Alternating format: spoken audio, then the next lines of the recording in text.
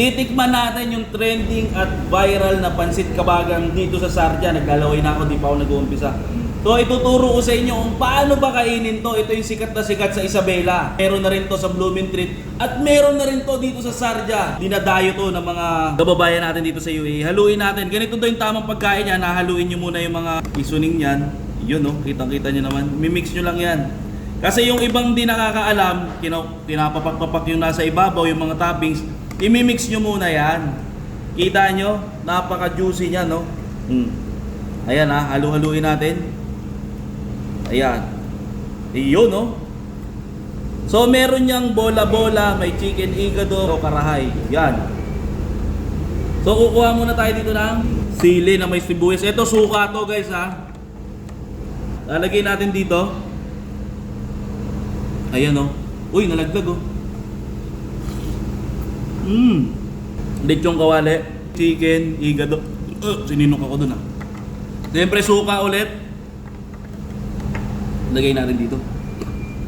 Yan o. Hoy, huwag ka malalaglag. Ayan, may sili. Sinisinok-sinok na ako.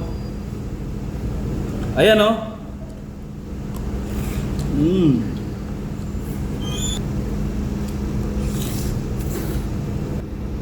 Bola-bola.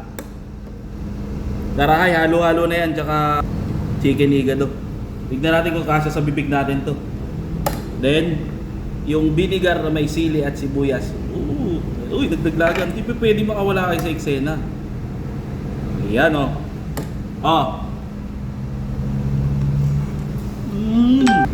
Ang sarap.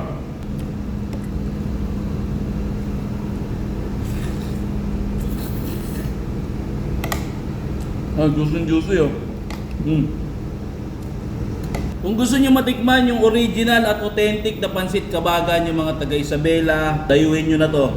Authentic yung pansit, yung Mickey natin dito is original na gawa ng mga taga Isabela. Meron kami mga staff yan, ginagawa nila to, mga taga Isabela sila. So, solid yan. Ito talaga yung nasa Pilipinas na pansit kabagan. Final round to.